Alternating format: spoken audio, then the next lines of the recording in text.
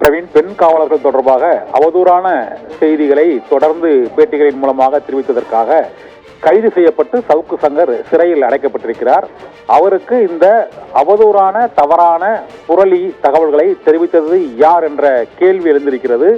இது தொடர்பாக உரிய நடவடிக்கைகளை அந்த ஐபிஎஸ் உயர் அதிகாரிகள் மீது எடுக்க வேண்டும் என்ற கோரிக்கையும் வலுவடைந்திருக்கிறது. அரசு பற்றியும் அரசின் செயல்பாடுகள் பற்றியும் காவல்துறை உயர் அதிகாரிகள் பற்றியும் தவறான தகவல்களை சவுக்கு சங்கருக்கு தொடர்ந்து அளித்து அவரை ஒரு கருவியாக மற்றும் அதிகாரிகளின் அந்த ஆயுதமாக பயன்படுத்துவதற்கு யார் யாரெல்லாம் உதவினார்கள், யார் இத்தகைய புரளி தகவல்களை அவருக்கு அளித்தார்கள் என்ற கேள்வி எழுந்திருக்கிறது. இதன் மூலமாக ஒட்டுமொத்த காவல்துறையின் செயல்பாடுகள் மற்றும் அரசின் செயல்பாடுகள் ஆகியவை தொடர்பாக தவறான ஒரு பிம்பத்தை கட்டியமைக்க சவுக்கு சங்கர் மூலமாக சில ஐபிஎஸ் அதிகாரிகளே முயற்சித்திருக்கிறார்கள் என்ற தகவல் வெளியாகி இருக்கிறது.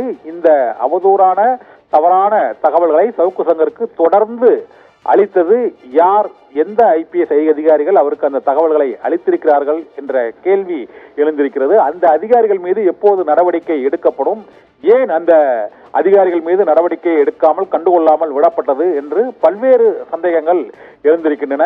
பெண் காவலர்கள் தொடர்பாகவும் நீதிபதிகள் உள்ளிட்டோர் தொடர்பாகவும் பல்வேறு அவதூறான கருத்துக்களை தொடர்ந்து பல மாதங்களாக சவுக்கு சங்கர் பேட்டிகளின் மூலமாக அளிக்கும் போது அவருக்கு இந்த தகவல்களை தொடர்ச்சியாக அளித்து வந்த ஐபிஎஸ் உயர் அதிகாரிகள் மற்றும் அவர்களுக்கு இடையேயான ஈகோ மற்றும் உயர் அதிகாரிகளுக்குள் ஏற்பட்டுள்ள போட்டி மனப்பான்மை, பணி ரீதியான விருப்பு வெறுப்பு ஆகியவற்றிற்கு சவுக்கு சங்கரை ஒரு கருவியாக பயன்படுத்தி துறை பற்றிய காவல்துறை பற்றிய தவறான தகவல்களையும் செயல்பாடுகள் மற்றும் அதில் உள்ள பல்வேறு புகார்கள் தவறுகள் பற்றி ஆதாரமில்லாத தகவல்களை சவுக்கு சங்கருக்கு அளித்து கெட்ட பெயரை ஏற்படுத்துவதற்கான முயற்சித்த அந்த காவல்துறையின் கருப்பு ஆடுகள் யார் யார் என்பது தொடர்பாக கேள்வி எழுந்துள்ளது. அவர்கள் மீது உரிய நடவடிக்கைகளை காவல்துறையினர் விசாரித்து எடுக்க வேண்டும் என்ற கோரிக்கையும் இப்போது வலுவடைந்திருக்கிறது. பிரவீன்.